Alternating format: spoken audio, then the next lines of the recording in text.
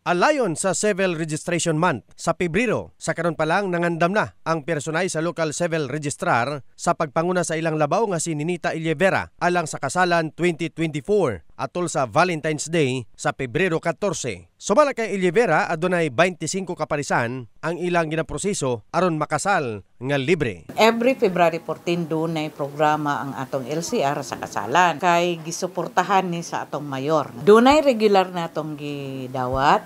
Duna po'y kanang living together nga gitawag natog Article 34. Gidugang ni Illevera nga luwas sa kasalan sa Pebrero 14 aduna pay ikaduha nga hugna sa kasalan nga ipahigayon sa Barangay San Jose sa katapusan nga semana sa Pebrero alang sa mga 5 ka tuig pataas nga nag-ipon ug ang uban aduna nay mga anak. We have San Jose, mga tentative is February 26 to 28.